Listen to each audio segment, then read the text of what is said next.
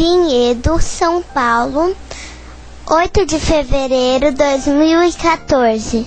Hoje é um dia especial que nós estamos aqui com o colega Dr. Andrei Moreira, que veio fazer uma palestra aqui na nossa casa, né, no Centro Espírita Paulo de Tarso, e nós temos a honra de tê-lo aqui em nosso núcleo com o objetivo de trocarmos algumas ideias, trocarmos algumas informações e também de aprendermos com a experiência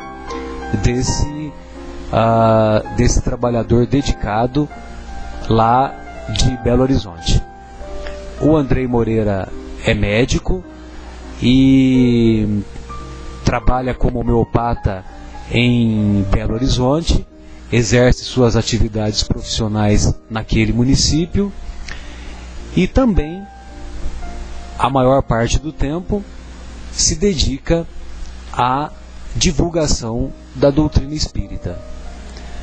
Escreveu, é autor de vários livros e recentemente os 2 últimos publicados são Alto Amor e Pílulas de Esperança, os primeiros que foram enviados pelo Espírito Dias da Cruz. Andrei, boa tarde, é uma honra a sua presença aqui conosco. Fique à vontade em suas considerações iniciais. Boa tarde a todos os ouvintes e aos amigos aqui de Vinhedo. A honra é minha e a oportunidade de servir e de partilhar com os companheiros aqui as nossas reflexões, os estudos que essa abençoada doutrina nos oferece. É uma alegria estar aqui hoje. Muito obrigado, Andrei. Estamos também com o nosso Guilherme, dando aquela assessoria não só na parte técnica, como também na parte de nos auxiliar aqui na entrevista com o Andrei. Andrei, esse livro Alto Amor, você estava dizendo que é o primeiro livro que é psicografado, que é realmente psicografado por um espírito, né? Porque os demais, os anteriores que você escreveu,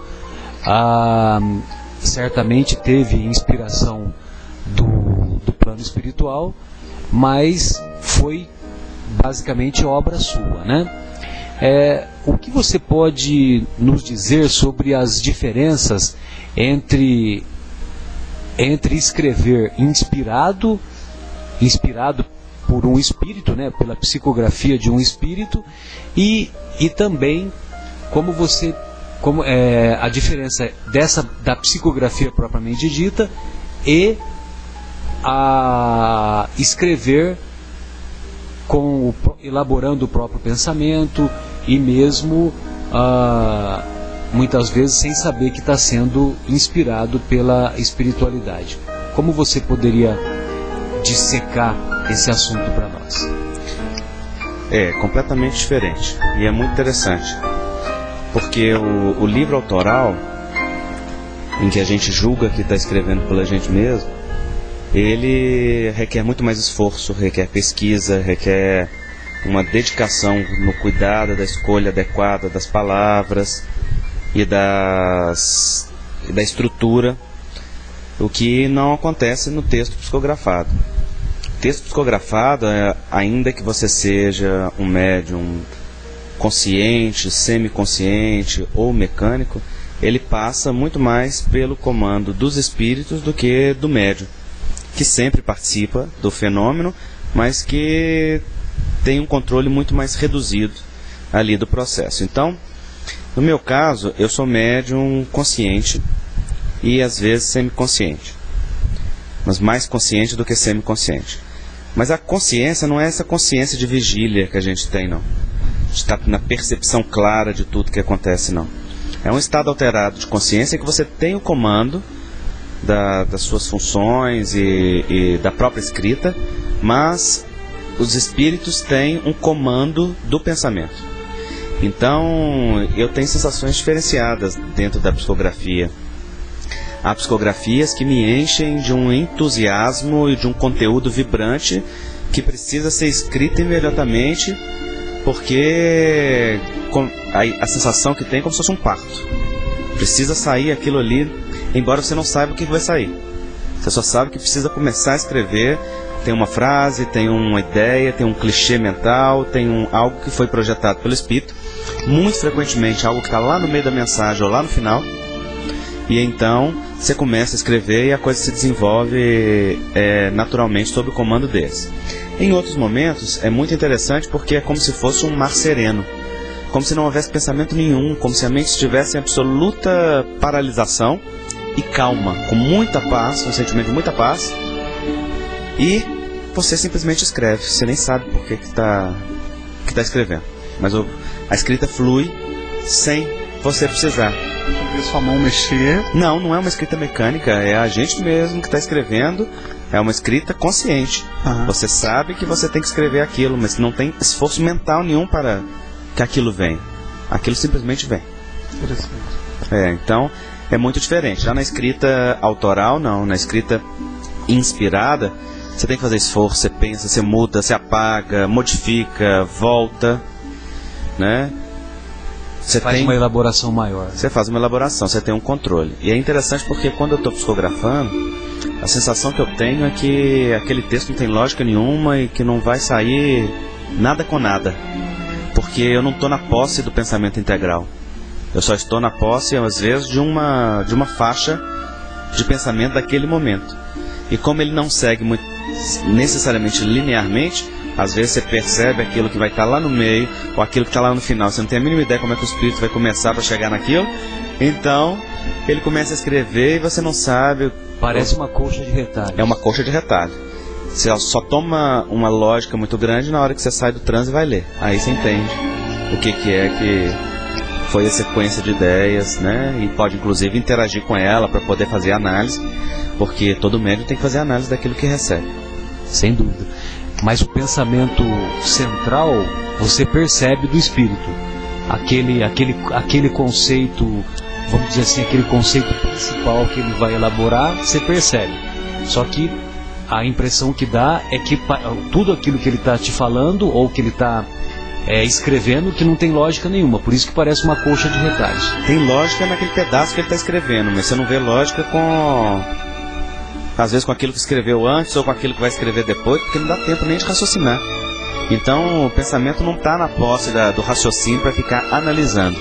Se o médium fizer isso, ele sai do transe e perde o contato com o espírito, porque entra numa crítica racional. Então na hora da escrita não é hora de criticar. A hora da escrita é hora de deixar espontaneamente. A hora de criticar é depois que acaba de escrever. Na hora que sai do transe, aí sim, tem que analisar tintim por tintim, ver se tem lógica, se tem coerência, né, os princípios doutrinários, a lucidez, a clareza da expressão, para que a mensagem possa ser útil. E se não for, não deve ser trazida a público de jeito nenhum, porque não é tudo que o médium recebe que deve ser publicado. Ao contrário, é bem pouca coisa. Guilherme, gostaria das suas considerações iniciais, que eu, de maneira deseducada, acabei não falando. Bom, então eu vou manter a educação, né, em respeito ao Andrei aqui, senão a gente no podcast brinca muito, né? Mas de vez em quando eu dou uma editada, mas como o Marcelo ontem não participou do nosso podcast, eu vou dar uma colher de chá para ele. Na verdade eu queria ouvir um pouco sobre o livro, né, do que se trata, mas eu tenho uma pergunta para você, Andrei, que é assim: eu já ouvi alguns médiums se colocarem numa posição assim: eu tenho inclusive dúvidas se eu estou psicografando ou se eu estou escrevendo, né?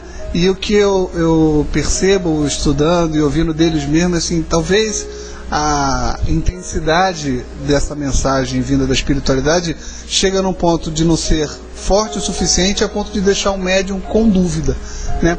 Como é que você vê isso no teu caso? Você pega depois a obra e lê e fala assim: nossa, eu não posso ter a menor dúvida, né? Tem até um caso que você estava contando pra gente aqui um pouquinho antes da gente começar a gravar, da questão até das revisões, né? Você pode falar um pouquinho disso pra gente? Posso. Então, Essa dúvida ela é natural no médium e faz parte da vida do médium, sobretudo do médium consciente. E ela vai diminuindo à medida que a educação e a experiência mediúnica vão ampliando e aumentando. Então, é natural que o médium duvide e que participe com o seu grau de animismo do transe mediúnico e da produção mediúnica. Afinal de contas, toda atividade mediúnica tem a participação anímica do médium. No começo da atividade, essa participação pode ser maior. Ou se o médium tem uma intenção e um interesse de um determinado conteúdo, ele pode intrometer naquela ideia do espírito e atrapalhar, né? Eu lembro do Divaldo contando, por exemplo, que uma vez ele estava psicografando Vitor Hugo, e Vitor Hugo começou o romance, e Divaldo começou a ler o romance e pensar assim, nossa, mas esse espírito vai se dar muito mal, porque essa postura, essa coisa. E o Vitor Hugo apareceu para ele e falou, assim você me atrapalha, porque essa história já aconteceu, o destino já está definido em relação a isso, e quanto mais você fica imaginando a respeito do assunto, mais você interfere. E então os espíritos começaram a psicografar um capítulo final, um capítulo do meio, um capítulo do início, para ele não ter uma visão sequencial da obra, para não interferir com o pensamento, porque o médium interfere na sua intenção, na sua elaboração do próprio processo.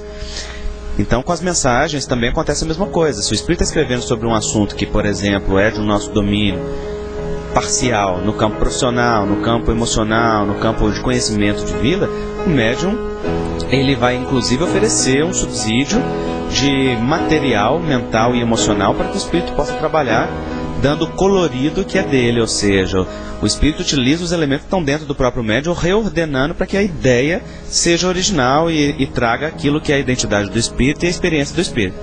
Mas o médium participa desse processo. Então, dentro dessa intervenção anímica, o médium pode duvidar e ter dificuldade de compreender. Isso vai também do nível que o médium tem da percepção energética do espírito, da identidade daquele espírito, da aproximação. Tem muitos médiuns que já vão direto à psicografia sem passar para as fases iniciais da mediunidade, que é de aprender a reconhecer a aproximação de um espírito, a identidade vibratória do mentor, a reconhecer a interação mental e emocional, seus efeitos, para saber quando está em transe ou quando não está, quando está nos pródromos do transe, ou seja, naqueles sinais que antecipam o transe, que você já sabe, inclusive para saber se você pode ou não deixar que aquele transe prossiga, se é momento adequado ou se não é, se o espírito tem uma característica vibratória que você pode confiar ou não. Allan Kardec fala com muita propriedade, o espírito engana a visão, engana a audição, engana na identidade. O espírito pode transformar a forma, se apresentar como mentor, pode enganar na visão, se apresentar inclusive luminoso, com uma produção mental de luz artificial. Ele pode enganar na identidade, dizendo-se ou falando ser fulano ou ciclano, isso inclusive tem muito, mas o espírito não engana na sua identidade vibratória. Sua linguagem também. A linguagem ele até pode manipular. Então, se for um espírito pseudo-sábio, por exemplo, ele pode utilizar inicialmente uma linguagem sábia e até cópia de outros para que possa iludir e ter credibilidade, mas uma hora ele se trai e revela suas reais intenções, é o que Kardec diz no Livro dos Médiuns. Mas a identidade vibratória o espírito não pode mudar. Então, se o médium aprende a perceber aquela aproximação do espírito e a sua natureza, ele sabe se é um espírito superior, inferior, se é alguém que ele pode dar passividade, se ele pode permitir que escreva, se ele pode permitir que fale, se ele pode permitir que se envolva mais intensamente ou não. E é claro que a educação mediúnica ensina o médium a ter o controle disso, né? Afinal de contas, o médium que não tem controle nenhum da expressão mediúnica é médium necessitado de educação mediúnica, né? Dentro da visão espírita. Então, o processo é muito variado. Quando eu falo da linguagem, né, o Andrei, eu me refiro aqueles textos mais longos que tem que ter uma coerência, né? Então, se a linguagem de um espírito superior, não vai haver aquilo que você falou da traição, né? Ele não vai se trair, né? Você tem razão. Agora, ele vai manter a coerência e a linguagem, né, e o padrão elevado ali todo o tempo. O que aconteceu no livro Alto Amor que eu achei muito interessante é que este livro é um livro em parceria, ou seja, eu escrevi eu mesmo a primeira parte, embora inspirado pelo Espírito Dias da Cruz, E ele escreveu a segunda parte do livro através da psicografia, e eu fui o médium que psicografei. Então, são duas partes diferentes, distintas, apesar da proposta do livro ser toda do Dias. Foi ele que editou o sumário inteiro a ser desenvolvido. Só que ele pediu que eu desenvolvesse a primeira parte com uma mistura de conteúdo, pesquisa e inspiração. E foi assim que foi feito. E quando o livro veio da revisão ortográfica, foi muito interessante, porque a minha primeira parte estava cheia de revisão. E a segunda parte, que era dele, da psicografia, tinha pouquíssima revisão. De português e gramática, né? Então, mostrando aquilo que pesquisas recentes têm demonstrado e foi atestado, né, através da pesquisa do Dr. Júlio Pérez, Dr. Alexander Moreira Almeida, que a escrita espontânea do médium é muito distinta daquela escrita do espírito. Essa pesquisa também demonstrou, por exemplo, que as áreas de criatividade e imaginação do médium, ela está inibida durante o transe mediúnico da psicografia. Ou seja, mostra para o campo científico, né, que enquanto o médium escrevia supostamente inspirado pelo espírito, que é assim que a ciência vê, supostamente, não confirmadamente, existia uma área cerebral de criatividade e imaginação inativada ou menos ativa, mostrando que a chance daquele médium estar criando por ele próprio aquilo é muito menor. Exato. E essa pesquisa, esse detalhe da pesquisa, Andrei, são aqueles testes que eles fazem, que o pessoal da neurociência faz, com o médium em transe mediúnico. E são tomografias computadorizadas. Os eletrodos acoplados à tomografia, né? Exatamente. Ao PET scan. Beleza. Que são aqueles estudos, né, da neurociência. Isso foi feito nos Estados Unidos em parceria com o Dr. Andrew Newberg, que é da Universidade da Pensilvânia, e ele é das pessoas que tem mais estudado nesse campo da neuroimagem as questões da fé e da espiritualidade. E o Júlio Pérez também, né? O Júlio Pérez parece que... O Júlio Pérez é um parceiro dele também, né? Beleza. Bem, o Andrei, esse espírito, o Dias da Cruz, eu tenho algumas referências dele naquele livro Instruções Psicofônicas, que foi um trabalho muito bonito feito por Chico Xavier na década de 50. Sim. Né? Só que eu não tenho mais conhecimentos dele, né? Você poderia passar alguma biografiazinha dele para nós? Sim. Tem 5 mensagens dele sobre a obsessão espiritual e questões científicas doutrinárias relacionadas a isso, lá nas Instruções Psicofônicas. E, particularmente, eu não tenho notícia de outra publicação desse espírito. O Divaldo me confidenciou, quando eu lhe dei o livro Alto Amor de presente, e ele viu que era do Dias, ele me confidenciou que ele tem textos psicografados do Dias guardados, que ainda não publicou. E não sei se ele irá publicar. Mas o Dr. Dias é um espírito muito ativo dentro do movimento espírita brasileiro. Trabalha em muitas casas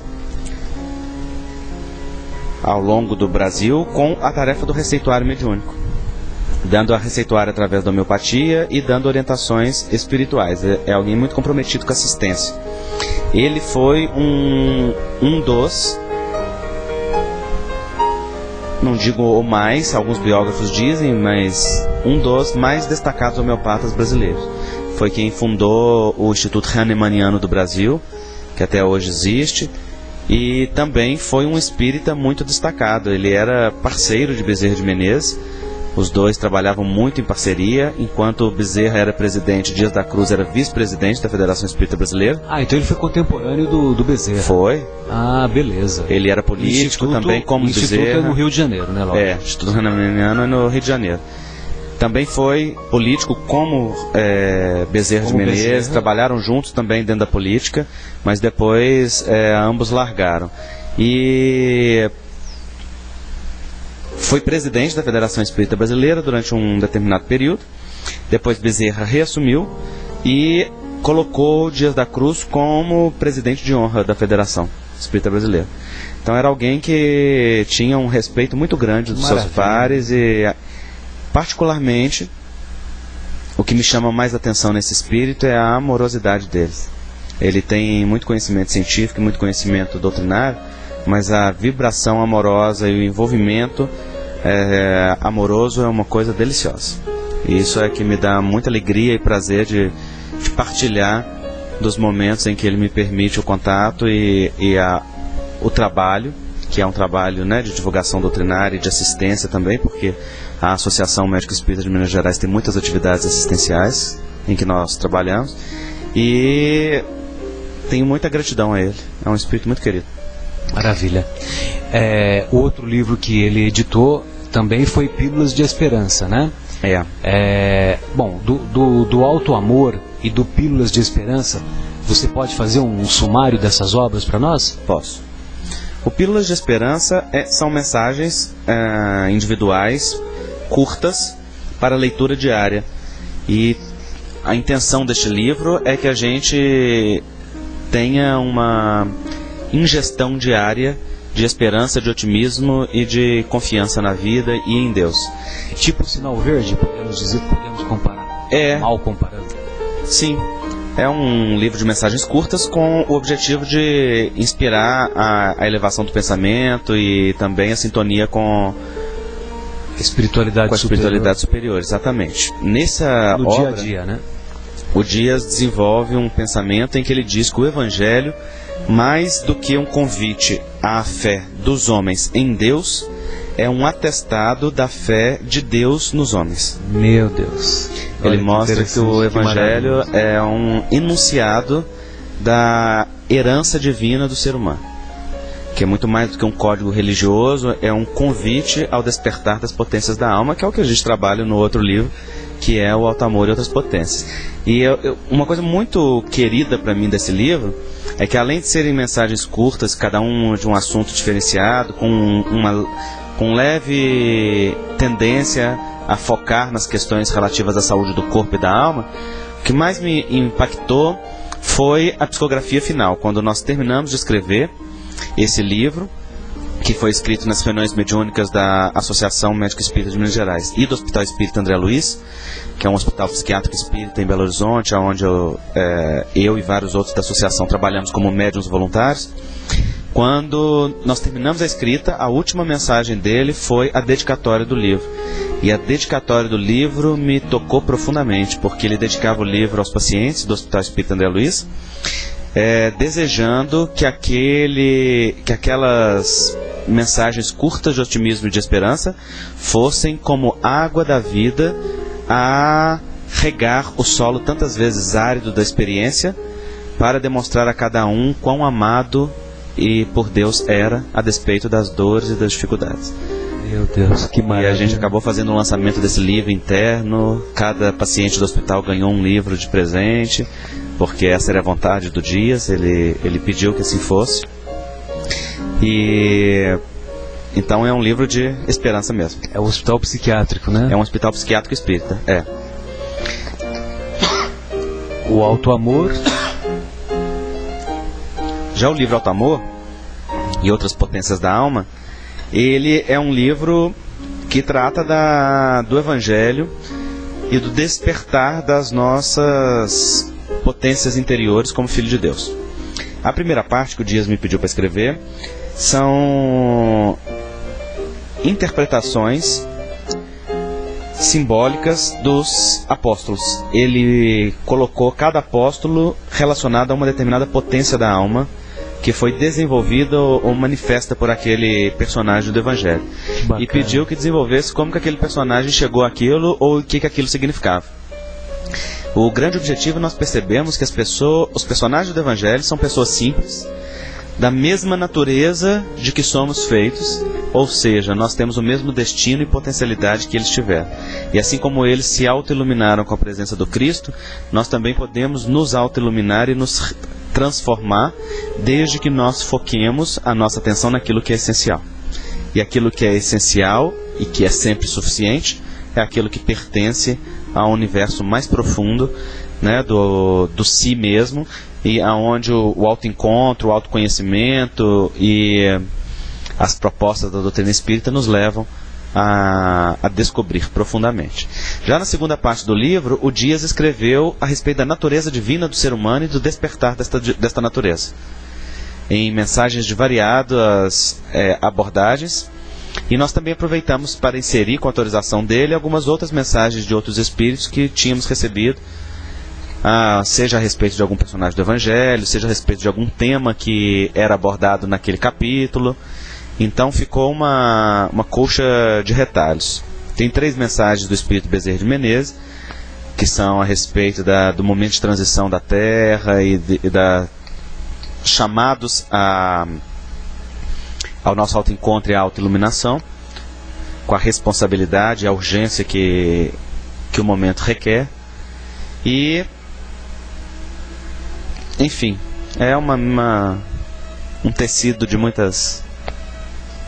E ele coloca sobre quem é simbolicamente, que foi a primeira parte do livro, foi você, né, que predominantemente escreveu. Sobre Judas, qual que seria a simbologia? Não, Judas não é um dos personagens que está lá não, mas Judas é um personagem muito querido. Sim. Porque é uma figura muito especial, muito mal compreendida. Muito mal compreendida. O livro Boa Nova mostra isso. Era alguém profundamente amante das verdades do Evangelho, embora não compreendesse o que ela naquele representa. momento, né? Assim como a gente, né? Sem dúvida. Nós não temos diferença disso, não. Nós também amamos o Evangelho e estamos caminhando ainda na compreensão do que ele representa. Muitas vezes erramos com as melhores das boas vontades, ou fazemos aquilo que não é o mais adequado, e para voltar depois e recapitular e recomeçar, como Saulo de Tarso fez, e sendo chamado Jesus a refazer sua trajetória, quando literalmente, né, se viu as portas de Damasco. Então Judas é um personagem que já refez o caminho dele também, refez, né? Como Joana d'Arc, reencarnada e grande guerreira e batalhadora do Evangelho, né? Então Judas nos permite uma reflexão muito profunda a respeito da culpa. E no livro Cura e Autocura nós abordamos isso.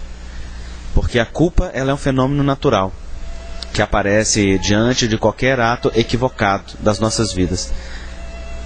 Ela pode ser oriunda de uma interpretação negativa da vida, quando nós temos crenças falsas a respeito de nós mesmos ou da vida, que nos leva a sentir culpas que não são naturais, mas são autoimpostas, de acordo com a nossa interpretação. Que não nos pertencem. Não nos pertencem, portanto podem ser exoneradas com a mudança de pensamento, ou elas podem ser naturais, que representam a nossa agressão à lei divina verdadeiramente. E diante dessa culpa natural, nós temos 2 opções. Na verdade nós temos 3. Ou nós fugimos dela, negando-a, e consequentemente o caminho é de muita dificuldade, porque leva a muita viciação, leva a muita alienação de si mesmo e da vida. É o que baseia muitas vezes os vícios de drogas, de álcool, de consumo e tantas outras tentativas de fuga.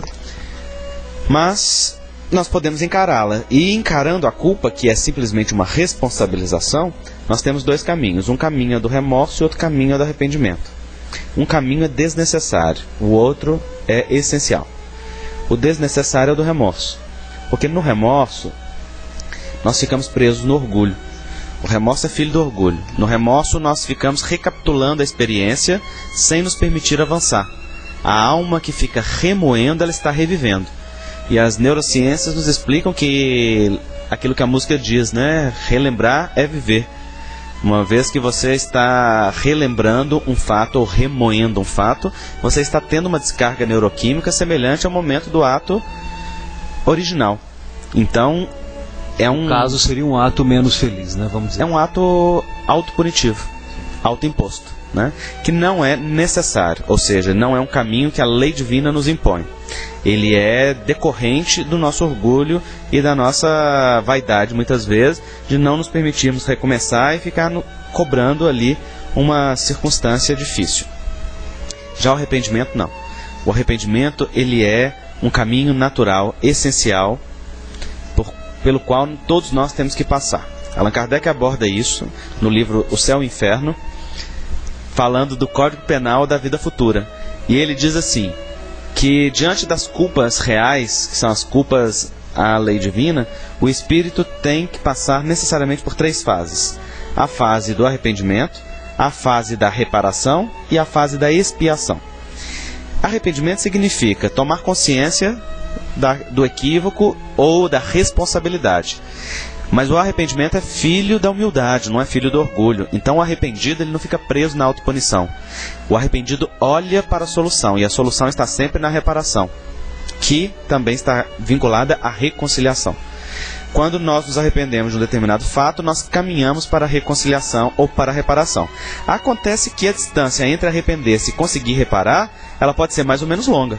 Há atos que podem ser reparados de imediato, há atos que vão demorar um tempo, e há atos que vão demorar uma ou várias encarnações. Então, entre estar arrependido e estar em paz, né, com aquela circunstância reparada, vai um período mais ou menos distante. E durante este período, o espírito passa por um tormento parcial. Que é a expiação. Que é o que Kardec chama de expiação. Ou seja, não é um castigo imposto por Deus, porque isso não existe alguma, né, na visão espírita. Mas uma condição natural de estar desconectado. Judas começou pelo remorso, para ir depois para o arrependimento. Então, no momento em que ele se arrepende e que ele entra no remorso, na dor de ver que não atingiu seu objetivo, vê o sofrimento do Cristo, vê exatamente o contrário daquilo que era a sua intenção, e que ele busca o autoextermínio, não é? Da forma de fuga da própria dor, tentando matar a própria dor. Ele não teve resistências morais, né, André? E aí caiu pro autocídio, né? Ele estava na autopunição. Na autopunição. Decorrente do remorso. Né? Compreensível, numa condição de dor tamanha, né? Lógico. Nós julgamos com muita facilidade, mas imagina você ter amor por uma figura como Jesus e de repente você descobrir que fez parte de um processo que vai levá-lo à morte. Exato. Né? Nós nem imaginamos o que seja essa dor. Meu Deus. Deve ser uma dor muito intensa, né? Então Judas buscou pelas vias do remorso, mas foi logo amparado pelo Cristo e convidado a refazer o seu caminho, e vai fazê-lo ao longo das próximas encarnações de reajuste, até estar centrado o suficiente para dar o testemunho dele, que ele vai fazer como Joana d'Arc na Idade Média, né? E a partir daí em outras circunstâncias.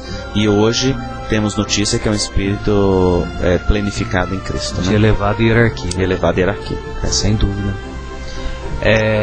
Andrei, essa exposição aí sobre o Judas também me remete a uma situação semelhante, que foi o que aconteceu com Pedro, né? Que Pedro também, de certa forma, não teve resistências, né?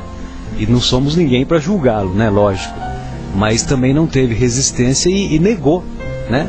Negou o Cristo por 3 vezes, né? O caminho de Pedro é o caminho da construção do alto amor.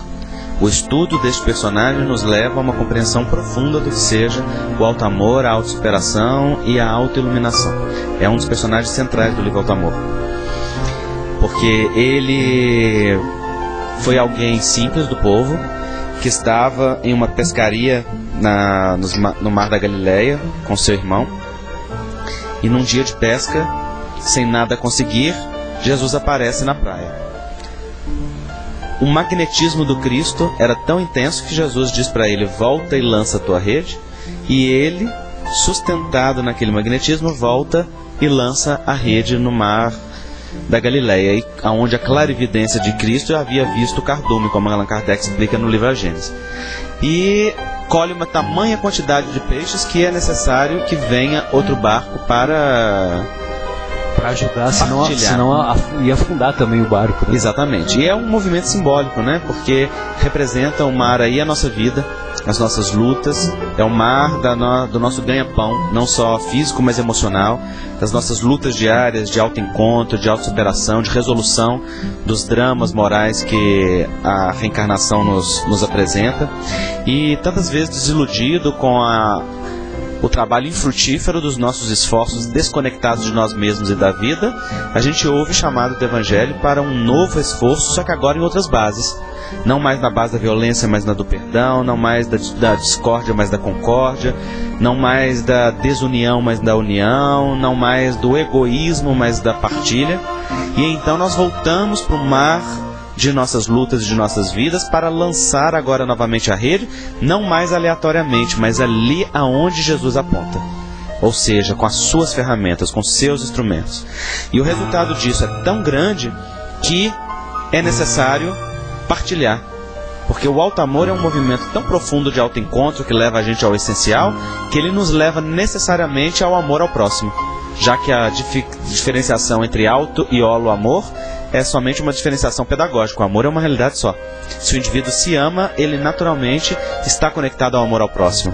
E talvez por isso Jesus tenha dito: amai ao próximo como a si mesmo. Porque a base do alto amor é a base do conhecimento do amor, para que possa ser estendido ao outro aquilo que é verdadeiro.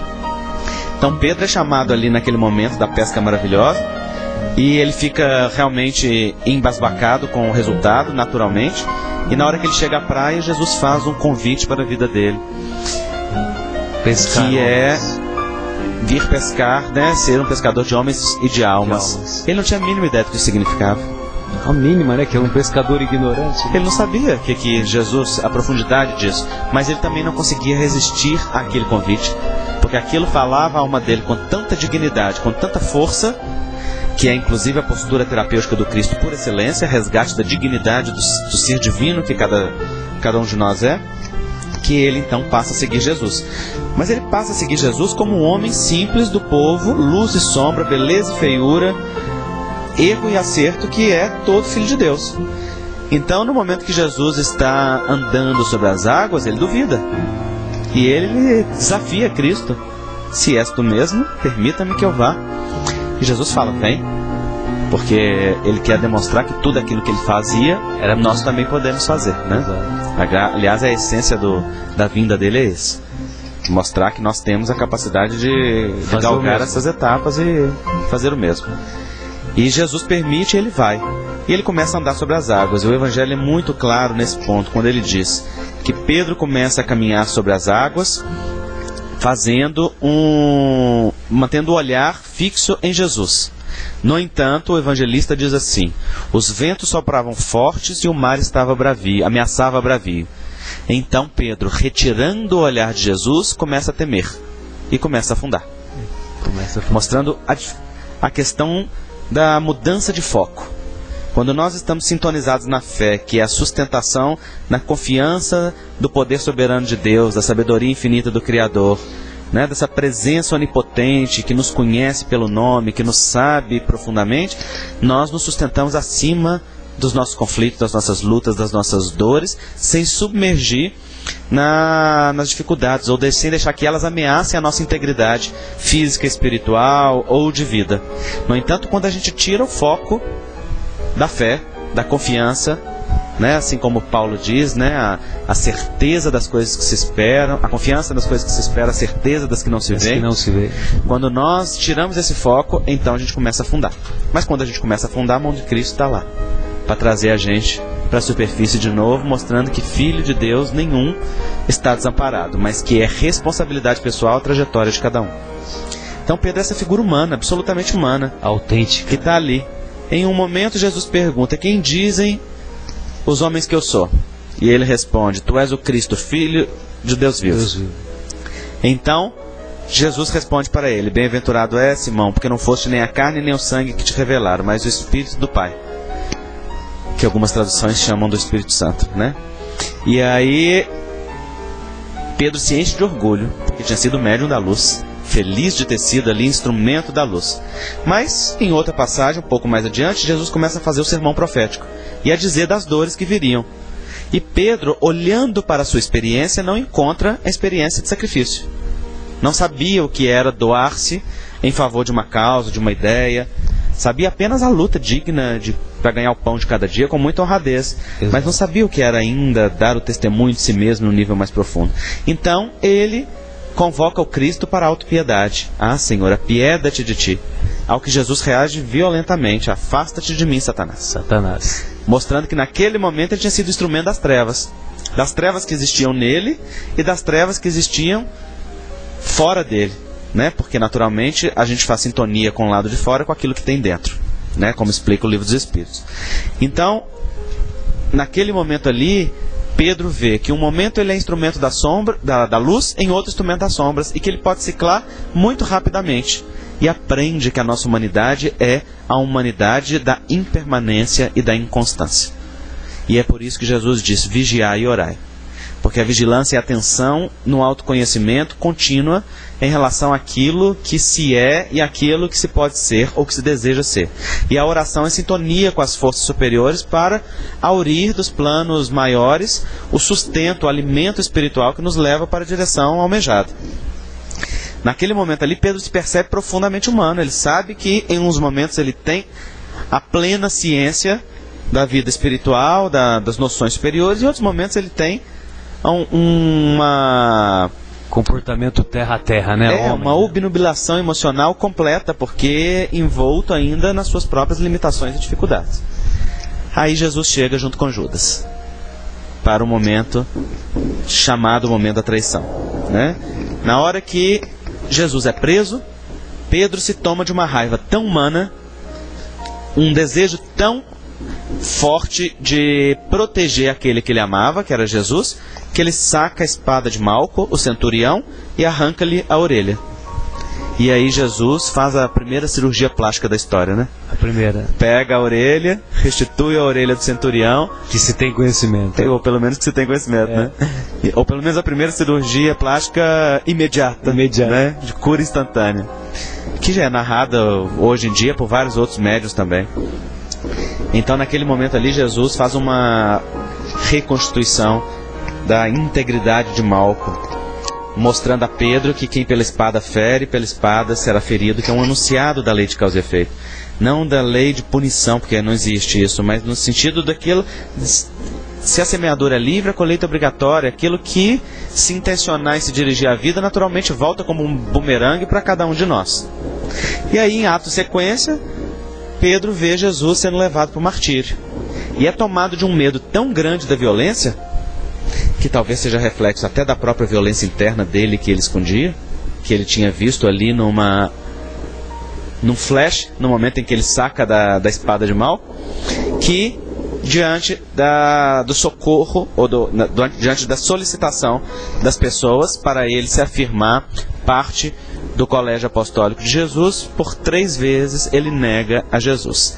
E aí dizem os Espíritos que naquele momento o galo canta, Pedro se lembra das palavras do Cristo, dizendo que antes que o galo cantasse ele 3 vezes o negaria, e ele se envolve numa dor emocional muito profunda, que é a culpa. A consciência de que naquele momento não se pôde ou não se deu conta de fazer aquilo que deveria. Ou seja, ele não era capaz de seguir Jesus no seu sacrifício. Ele não estava pronto para isso. Dizem os Espíritos que naquele momento Jesus passa ao longe sendo levado pelos centuriões e que Pedro cruza o olhar dele com o olhar de Jesus. Naquele momento, no olhar do Cristo, nenhuma acusação, nenhum movimento de violência, nenhum movimento de vaidade, de afirmar o ego dizendo: não te disse que me trairia, tá vendo como que eu sabia, que fraco que você é, nada disso.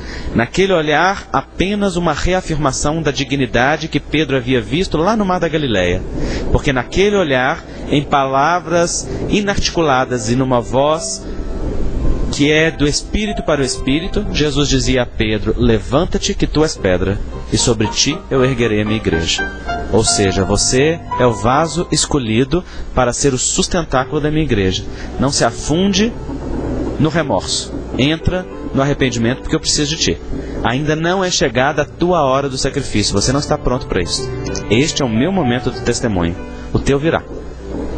E diz que Pedro se converte em um líder tão cioso das suas responsabilidades, tão centrado, tão digno, que o Atos dos Apóstolos diz que quando Pedro e Paulo passavam, os enfermos se reuniam ao seu redor para que ao menos a sombra deles os cobrisse. Exato. E os lenços se levavam do corpo de Pedro e de Paulo, os lenços naturalmente magnetizados com o magnetismo dos dois servidores cristãos, e tudo isso curava tanto a sombra quanto os lenços. Por quê?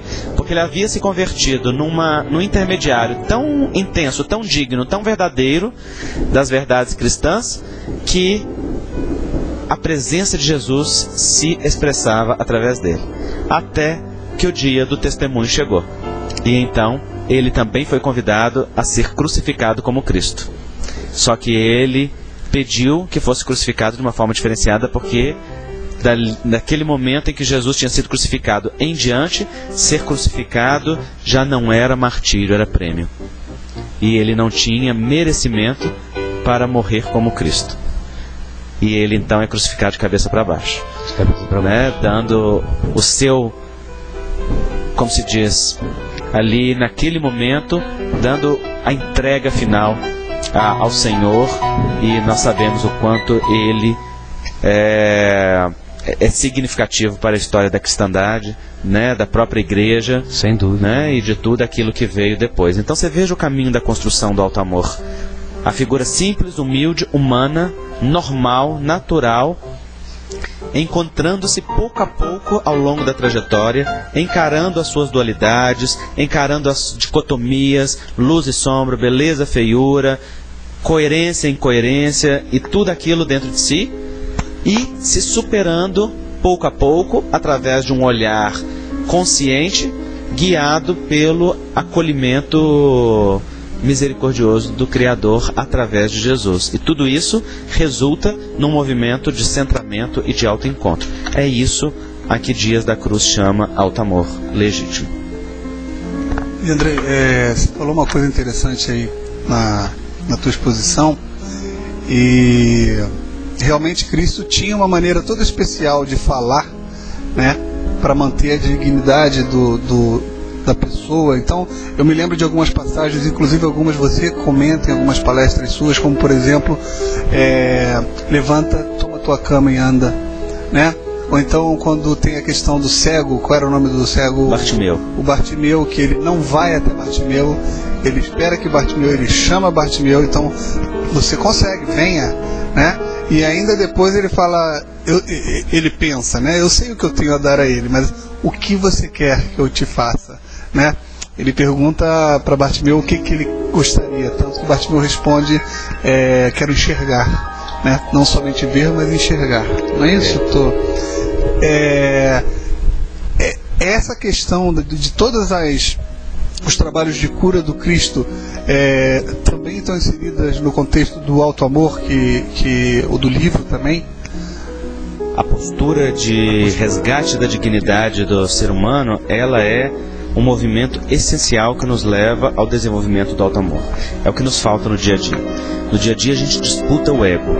Jesus não falava ao ego, Jesus falava a essência. O ego é passageiro, a essência é permanente. O ego vibra exigência, a essência vibra gratidão, reconhecimento. O ego é do desejo, que é a falta. A essência é da abundância e da suficiência. Então Jesus fazia uma indução mental, emocional, psicológica, para que o indivíduo fizesse o autoencontro.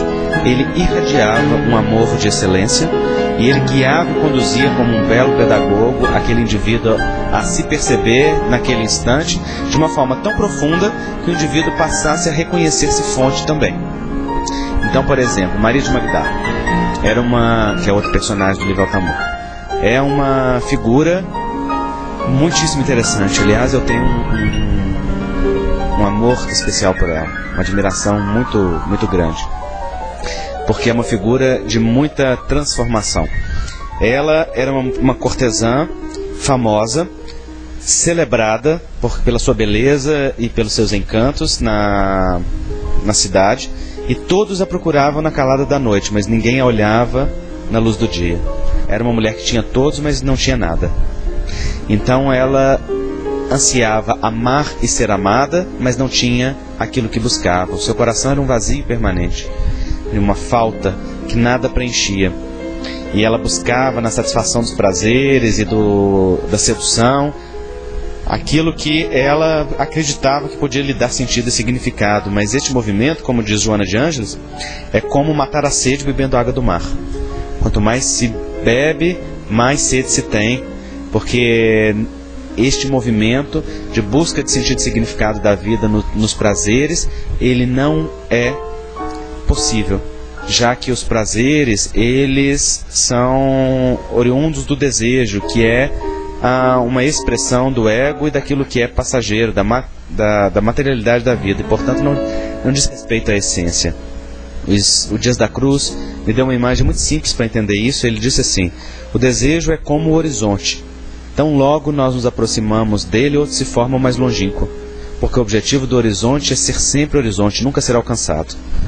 Assim como o desejo tem por objetivo mover o homem em direção a algo, mas o objetivo do desejo é ser sempre desejo, não realidade. À medida que o homem concretiza os seus desejos, outro desejo se forma na alma, porque a natureza do vazio é a natureza do desejo, como afirma a psicologia. E o ser humano é um ser de desejo por excelência. Então, ela buscava satisfazer no desejo e não alcançava o sucesso e a possibilidade. Então, a sua alma vivia num vazio permanente, cada vez mais agravado e mais intenso. Um dia, debruçada sobre a sua janela, ela ouviu os seus criados conversarem sobre aquele que se dizia que era o Messias prometido ao povo hebreu, né? Aquele que deveria vir cumprir as profecias. E então, convidada por Misnair, o persa, ela vai buscar Jesus na casa de Simão Bar-Jonas, filho de Jonas, na calada da noite. E na hora que ela transpõe o umbral da porta,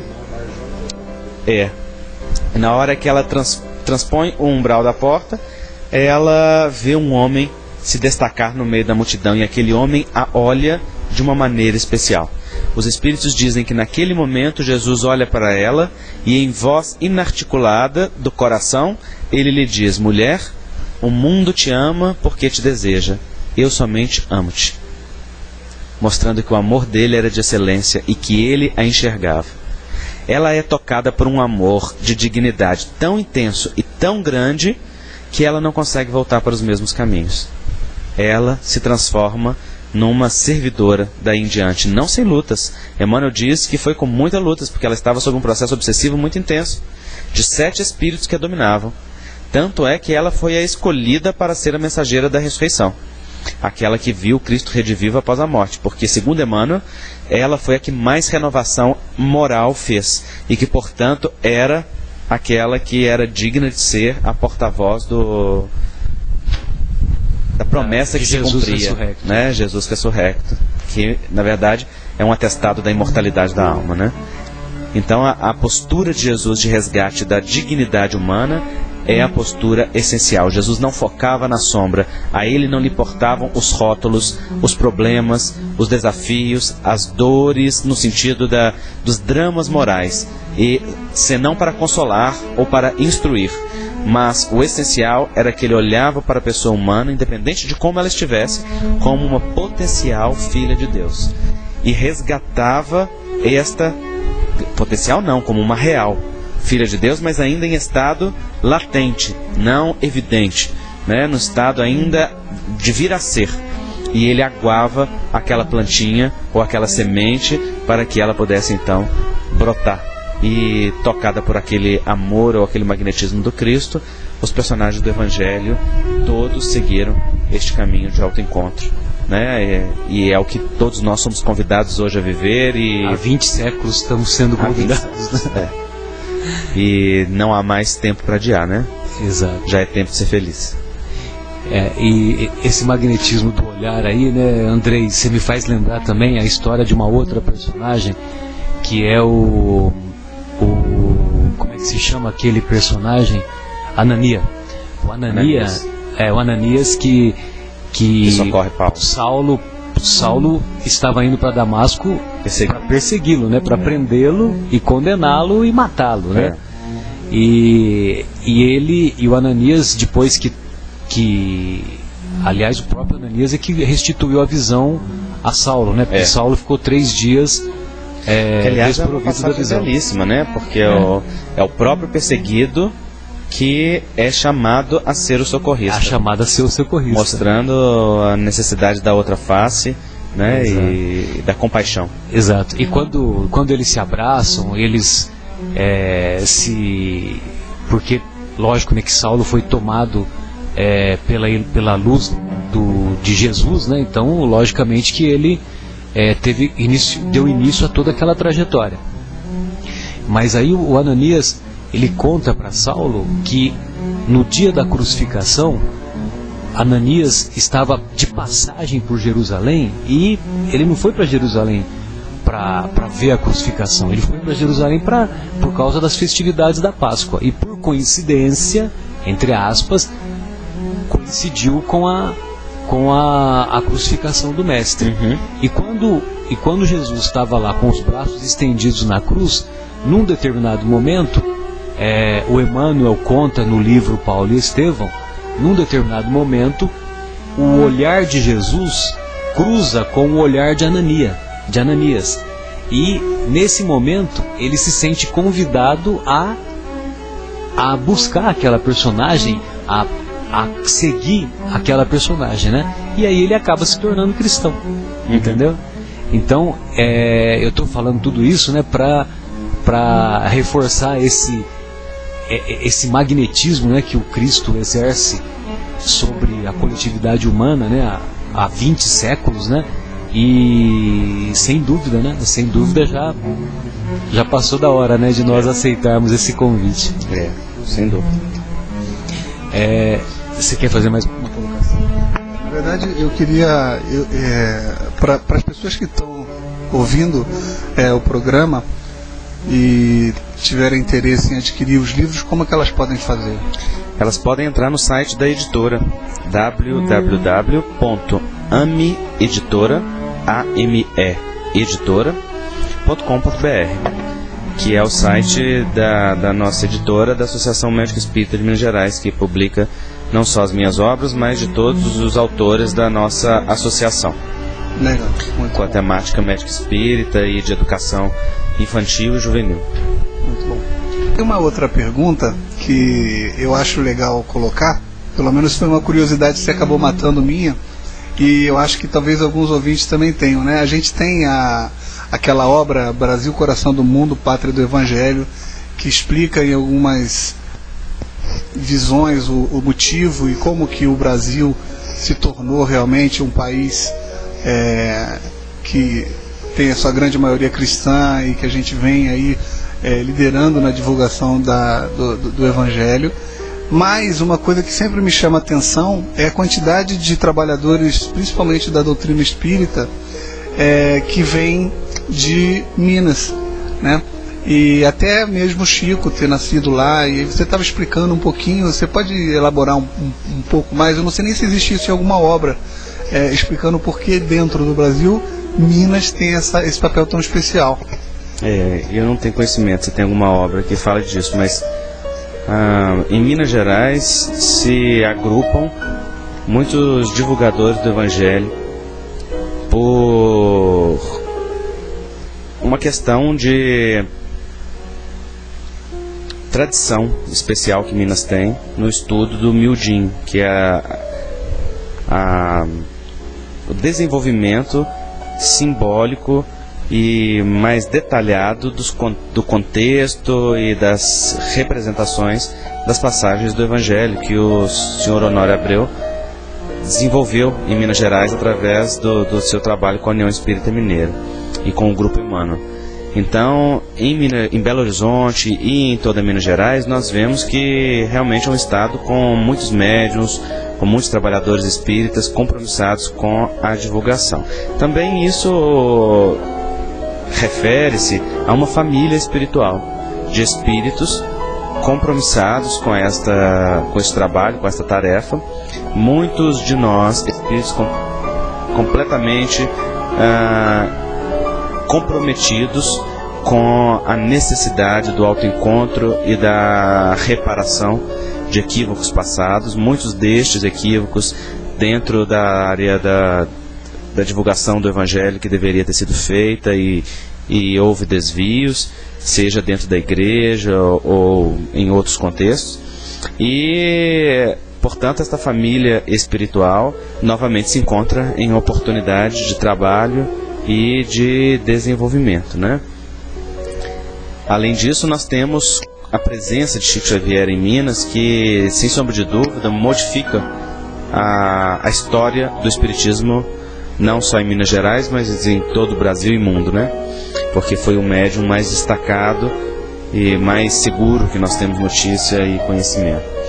Então, a sua presença muito próxima a Belo Horizonte, ali em Pedro Leopoldo, que é 20 quilômetros de Belo Horizonte, e aí também a sua presença em Uberaba, ela tem um efeito aglutinador, aglomerador e disseminador muito grande, porque as pessoas iam visitar Chico, eram consoladas nas suas dores, nas mensagens que recebiam de seus entes queridos, mas o Espírito escrevia 1, 2, 3 mensagens, na quarta ele já estava conclamando ao trabalho, conclamando a criação de um núcleo, conclamando a disseminação do Evangelho.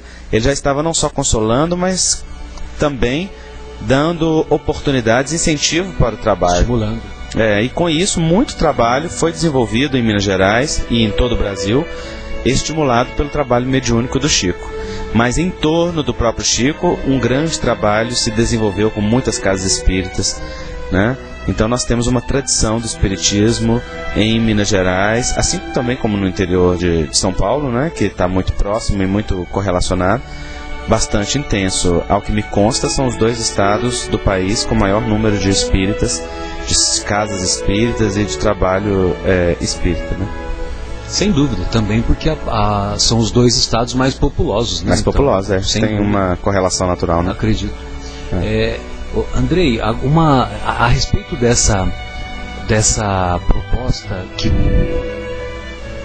Humberto de Campos fez ao intitular o livro Brasil, Coração do Mundo, Pátria do Evangelho, aliás, não é uma proposta, é uma revelação, né? Que ele revela o papel, né, do Brasil perante o nosso planeta como pátria do Evangelho, coração do mundo, né? Uhum. Mas na atualidade nós vemos tantas distorções em nosso país, tantos desregramentos, né?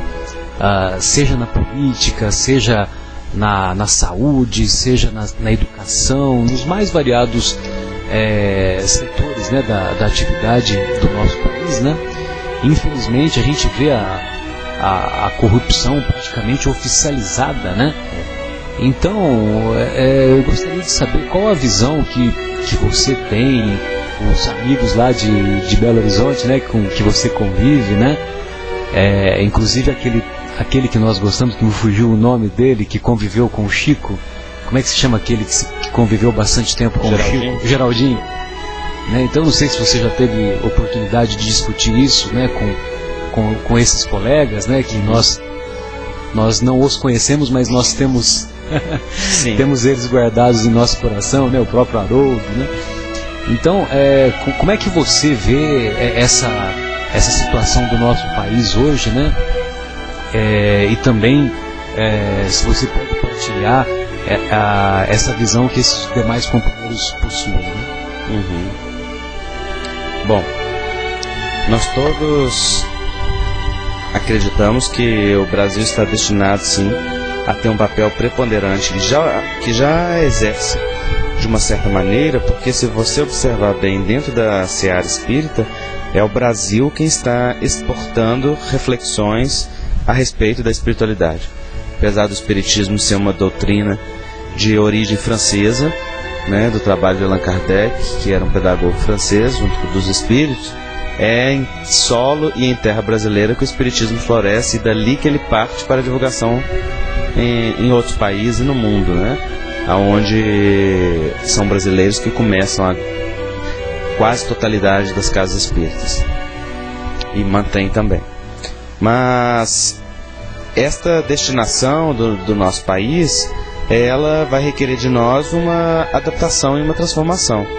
Então nós acreditamos que se nós, enquanto povo, enquanto comunidade, não estivermos conscientes e colaborativos no sentido dessa vivência do Evangelho, naturalmente as circunstâncias elas se ocuparão de refazer o equilíbrio e de promover uma modificação de conduta e de padrão de pensamento, né?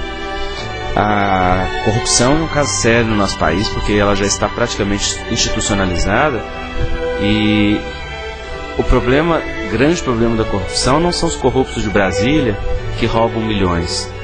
Estes lesam o povo de uma maneira franca e ousada, até mesmo atrevida, sem que a gente reaja.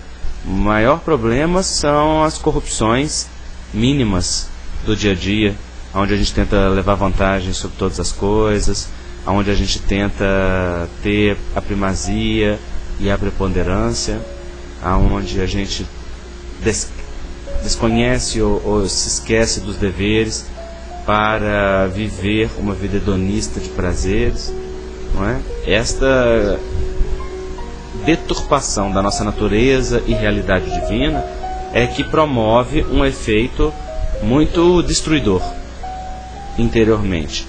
E é só por tê-la que nós aceitamos uma corrupção maior. Não é o único fator que leva a, mas é por exatamente isso existir dentro de nós que nós nos tornamos passivos, sem uma cultura de reação e de exigência de um comportamento que seja exemplar. Afinal de contas, um comportamento exemplar por parte dos nossos políticos também exige uma população exemplar.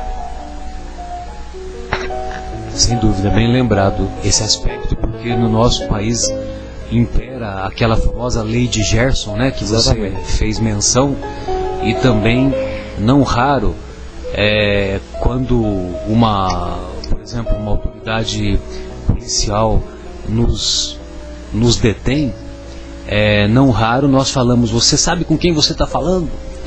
Então realmente são comportamentos contraditórios e com comportamentos que todos nós devemos mudar, né? E isso acaba tendo um efeito cascata, né? Pelo que você quis descrever, né?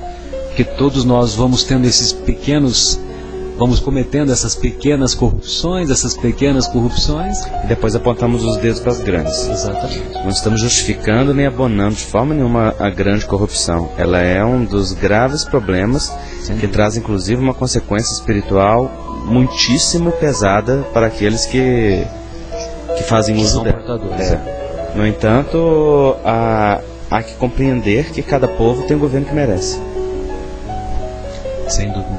Então, se nós temos um governo que se rege por esses princípios, então é preciso que a gente olhe também, não só para aqueles que a gente elege como elegemos, mas também para a nossa corrupção, a nossa sintonia interna que permite que isso aconteça, né? Para que haja uma renovação efetiva e real. Perfeito, Andrei. Eu gostaria de ouvir de você também o que você falou no início do nosso bate-papo, né?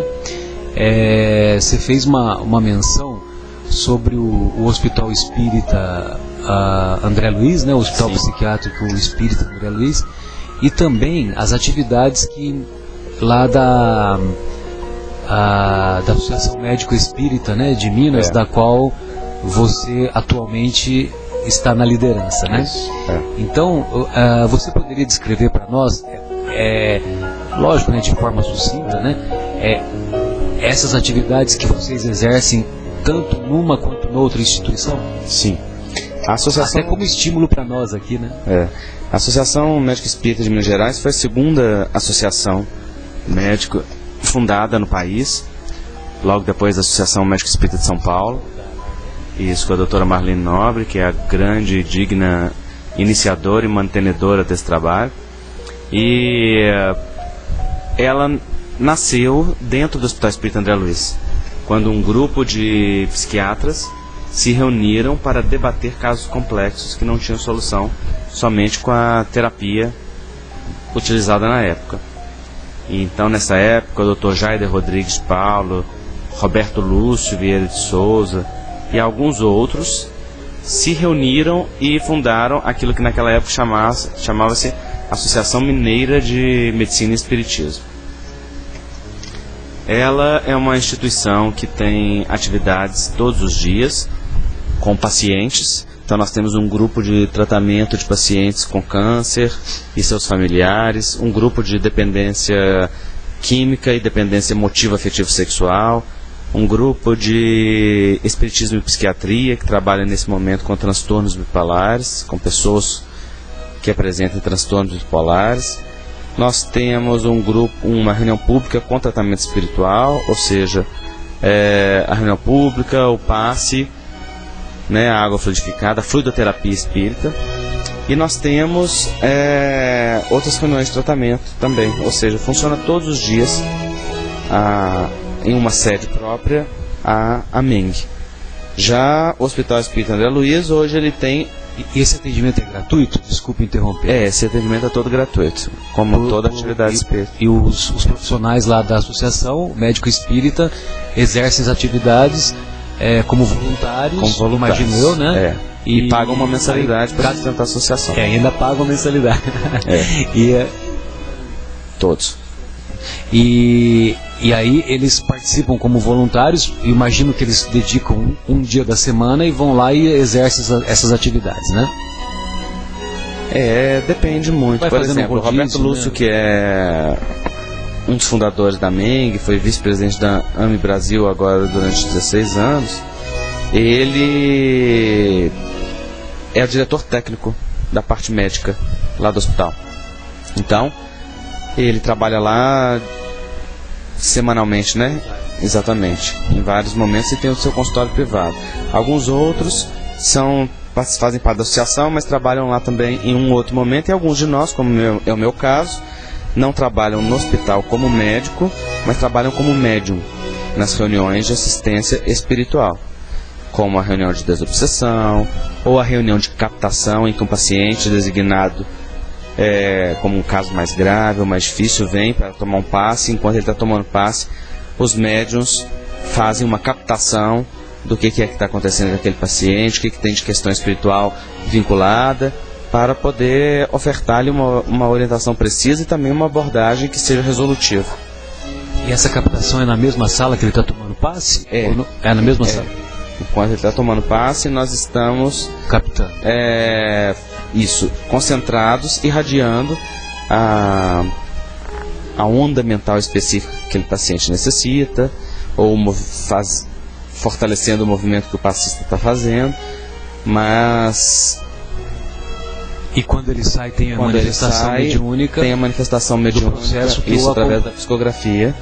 No final da reunião, nós lemos as psicografias e chegamos a uma síntese que faz a ficha de passe específico daquele paciente.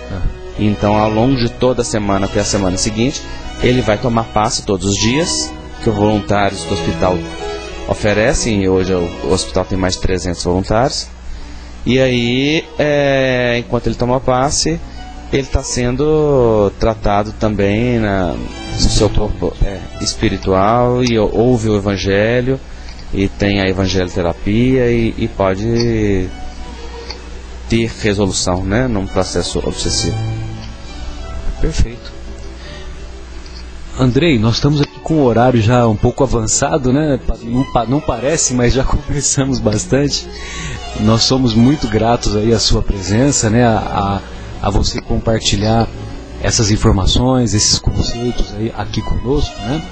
E veja você que nós nem tocamos no assunto que você...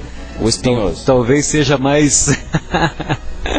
talvez seja mais conhecido, né? E mesmo porque seria necessário um novo programa, né? Que nós até convidamos, né? Se você aceitaria um convite futuramente nosso, para que nós possamos desenvolver um assunto da esfera sexual, a visão espírita da sexualidade, ou a sexualidade na visão espírita, que nós poderíamos até programar, né, Guilherme, pela internet mesmo, né, Claro, com o maior prazer. Como é que se chama aquele treco lá? Pelo Skype, né? Na nossa editora. Pelo Escapuleu. Nossa editora temos 2 livros sobre sexualidade. Um se chama Juventude, Sexualidade e Espiritismo, e é um livro escrito pelo Departamento de Infância e Juventude da Federação do Espírito Santo, Federação Espírita, e que se destina não só aos jovens, porque fala de uma linguagem jovem com jovem, mas também aos pais e aos educadores. Então esse livro aborda a sexualidade de uma forma ampla, sem tabus, mas também sem permissividade, né, sem desrespeito. Juventude, sexualidade e espiritismo. Ele trouxe o livro, viu? Eu trouxe, sim. E qual o outro livro, que é o do outro homossexualismo? é o Homossexualidade sob a ótica... Desculpa, a homossexualidade. Homossexualidade sob a ótica do espírito imortal, que eu escrevi e publiquei em 2012. E que tem uma história interessante, né? Você poderia partilhar essa história conosco. Que fala da homossexualidade dentro da visão científica variada, né? Ou seja, a visão da psicologia, da sociologia, da antropologia, da biologia, no que se tem de pesquisa, e também uma visão doutrinária inclusiva. Inclusiva no sentido de resgatar a dignidade e o respeito pela pessoa homossexual dentro do nosso movimento. Então são livros que têm sido bastante bem aceitos e que permite uma discussão ampla no terreno da sexualidade, que a gente não tem tempo, né? Exatamente. Não, quando eu falei da história, é que você falou que você escreveu em 5 dias e tal, né? Então, é um livro complexo que eu achava que não ia dar conta de escrever, mas um dia senti um impulso forte para tentar. Exato. E fui para o sítio dos meus pais com uma mala gigante de obras para estudar, para auxiliar. O livro cita mais ou menos 200 obras e eu tenho quase todas. Então eu levei todas dentro da mala na tentativa de ter material. Exato. E aí foram 12 horas de escritas durante 5 dias e ao final dos 5 dias o livro estava pronto. Nem eu sei até hoje como é que isso aconteceu, porque teve muita ajuda e inspiração espiritual para que as coisas pudessem seguir, né? Então eu precisava de uma citação, eu abri o livro, a citação estava lá. Eu não sabia como terminar um capítulo, eu abria um livro e achava uma citação que complementava, que fechava. Então eu não posso dizer também que o livro seja só meu. É um livro psicografado, mas sem dúvida psicoauxiliado. Psicoauxiliado, ótimo. Olha, eu vou usar essa expressão a partir de agora. Interessante, né? Psicoauxiliado. Psicoauxiliado. Isso mesmo. Tá legal. Bom, então, Andrei, mais uma vez, nossos agradecimentos, viu, do fundo dos nossos corações, né? As suas orientações aqui nos sensibilizaram e eu tenho certeza que vai contribuir para sensibilizar o coração de todos aqueles que conosco compartilharem, uma vez que estarão disponíveis, que esta nossa entrevista estará disponível em breve na internet e no site do Paulo de Tarso. As suas despedidas, Guilherme, por favor. É isso mesmo, André, obrigado, de verdade, foi uma honra conhecê-lo e poder fazer esse programa junto com você. E quero lembrar a todo mundo que está escutando que a gente continua toda sexta-feira, às 10 horas da noite, a transmitir o programa Momentos Espirituais, que pode ser acompanhado através do site da Casa Espírita Paulo de Tarso, que é www.cepaulodetarso.org.br, e lá você vai encontrar o link para escutar ao vivo o programa. E todos os programas gravados vão ser colocados mais tarde no YouTube e também disponibilizados no iTunes, para quem possui aparelhos com acesso a podcasts, para poder baixar e escutar no momento mais oportuno. Então é isso, Andrei, obrigado e até uma próxima, e que a próxima seja bem próxima, foi muito legal. Tá certo, eu que agradeço a oportunidade de partilhar, né? Espero que tenhamos mais oportunidades, porque essa doutrina é muito rica, né? E permite, no seu aspecto científico, filosófico e religioso, uma amplidão de pensamentos e de conexões com as mais variadas ciências, de tal maneira que o campo de estudo do espiritismo se torna aí bastante alargado na experiência humana. Então, aos ouvintes, o nosso agradecimento pela partilha, por estes momentos juntos, que Jesus possa nos fortalecer a todos nessa busca pela conquista do alto amor, da autoiluminação, do serviço ao próximo, da nossa entrega definitiva e definida a Deus.